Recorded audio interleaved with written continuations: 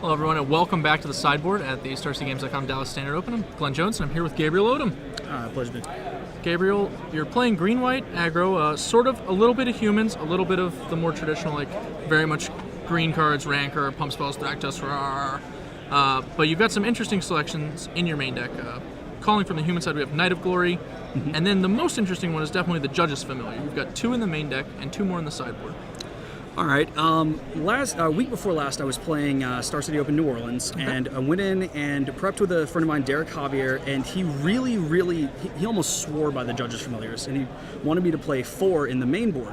After playing that tournament, I realized, 4 is good, but it's not great. That's why I split it main 2 side. Okay. But it really helps me against the Reanimator matchup and against the American Tempo matchup. Just having see my opponent whenever I say turn 1 Judge's Familiar, turn 2 Thalia, and you just they're crestfallen because they've got a handful of instants and sorceries, and they're realizing that for Reanimator, all of a sudden this mulch is they're gonna have to wait till turn 4 to resolve it, sure. Or Lord knows what else against American Tempo. I really like the versatility of the Flying Curse Catcher. It wears a Rancor well. Evasion, even in Standard, is really good right now, sure. Especially on turn 1. Yeah, one of the more interesting cards I could even see pairing along with the Judge's Familiar is like Wolfir Silverheart, actually, as kind of a top end that also plays on his evasion.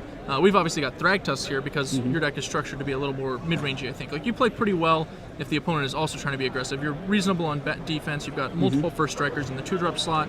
Against zombies, you have Knight of Glory, which is just an incredible brick wall. And Silverblade Paladin ×4. This format has definitely been like Silverblade Paladin's coming out party, I think. He didn't really do much in the last one, despite being like a very clearly powerful card. How's he been for you this weekend?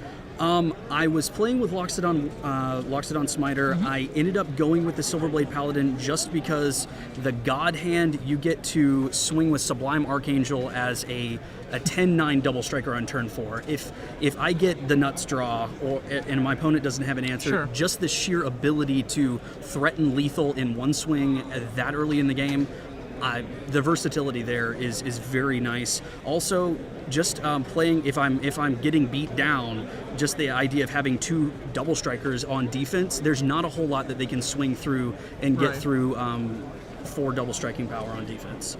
Speaking of Sublime Archangel, it's a card I kind of was hoping would be really big in the new format. It's been, I think, a little big, not huge.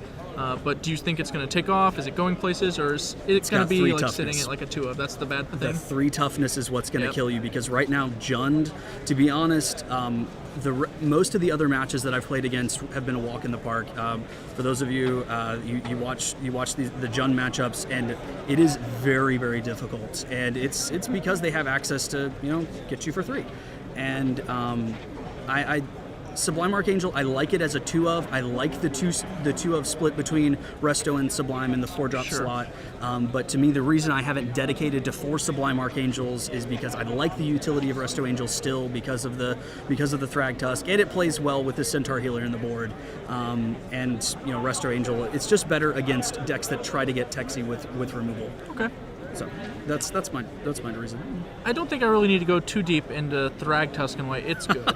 Yeah, really. So why don't we just talk about the Sigarda we've got up top? Because Sigarda is a card I've seen a lot of people playing in a lot of different decks this weekend specifically. You've got one as sort of just a bullet in the main deck. What were you trying to get out of that slot? At that point, Sigarda is leftovers from a couple months of playtesting that I've just been very happy every time I've drawn it. Okay. It's not so much that I want to have 2, because having 6 in the 5-drop slot's kind of heavy, especially I'm only running 3 mana Dorks main board. But he just, every once in a while, he will just come out of nowhere and hose my opponent.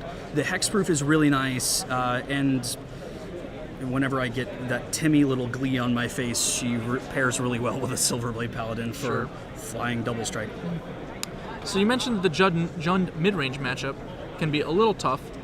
What are the matchups you're actually actively looking to face, or which ones do you want to avoid beyond Jund? Give me Control and Reanimator all day. Okay.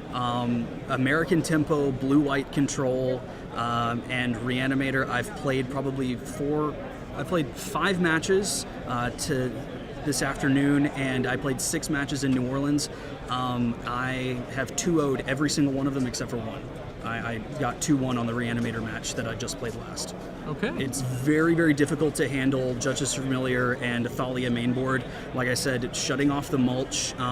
Also, I've got the Rest in Peace in the sideboard, which that's great for Reanimator, but really just these two right here against Tempo and Blue-White Control, they are almost immaculate.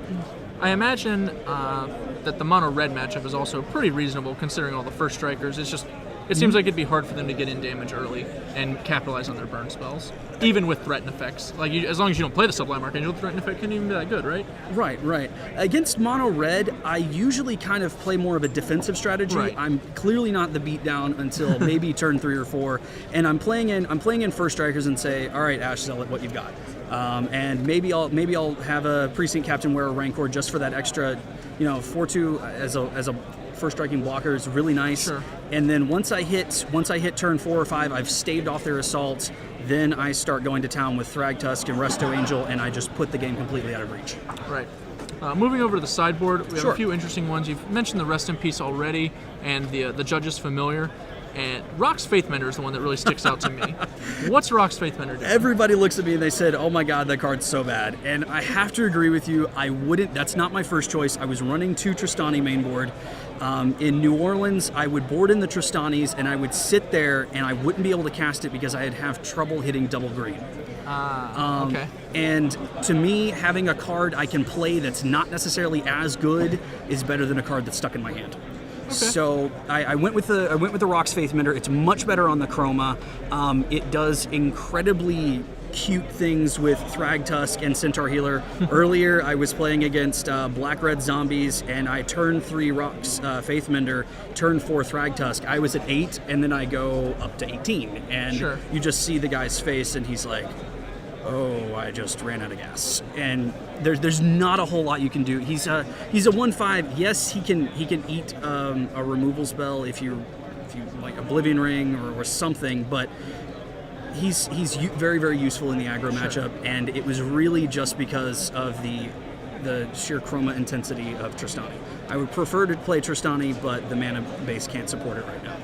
Okay, well, you've got one more round left to play in the tournament, so I'm going to go ahead and let you get to it. Thank you for joining us on the sideboard. Absolutely. And we'll be back with more Standard.